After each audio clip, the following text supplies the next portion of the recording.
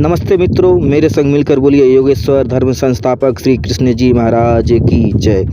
श्री कृष्ण एक कर्मयोगी थे जो एक वैदिक विद्वान थे, अर्थात वेद की 16,000 कुछ ऋचाओं के ज्ञाता थे। इन्हीं 16,000 ऋचाओं में श्री कृष्ण जी रमण करते रहते थे, जिसका मनन चिंतन करते हुए मग्न रहते थे।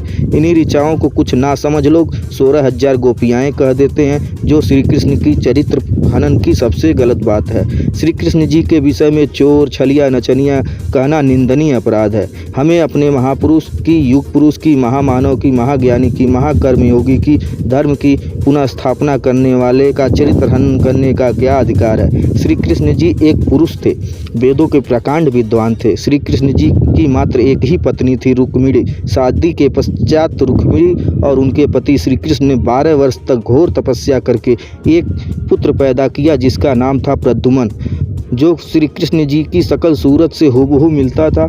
वही शरीर, वही कद काठी थी। कभी कभी पीछे से माता रुक्मिणी को भी संदेह हो जाया करता था कि श्री कृष्ण जी हैं अथवा प्रद्युम्न बेटा है। सुदर्शन चक्र उनके पास एक वैज्ञानिक यंत्र था, जिसका प्रयोग उन्होंने धर्म की स्थापना करने के लिए विशेष प्रतिकूल परिस्थितियों में किया था।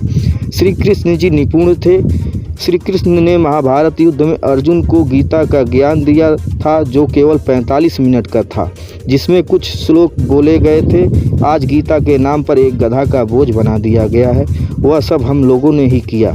ईश्वर सर्वज्ञ तथा सर्वशक्तिमान होता है। ईश्वर सर्वत्र व्याप्त होता है। ईश्वर सृष्टि का निर्माता होता है। ईश्वर एक देशी अथवा एक देह में नहीं आता। ईश्वर सर्वत्र व्याप्त होने के कारण भी वह सर्व अंतर्यामी एवं सर्वव्यापक कहा जाता है।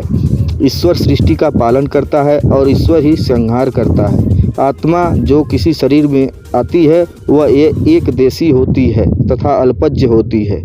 आत्मा सृष्टि का निर्माण नहीं कर सकती, सृष्टि का पालन नहीं कर सकती, ना ही सृष्टि का संहार कर सकती है। यह सभी गुण ईश्वर के अंदर हैं।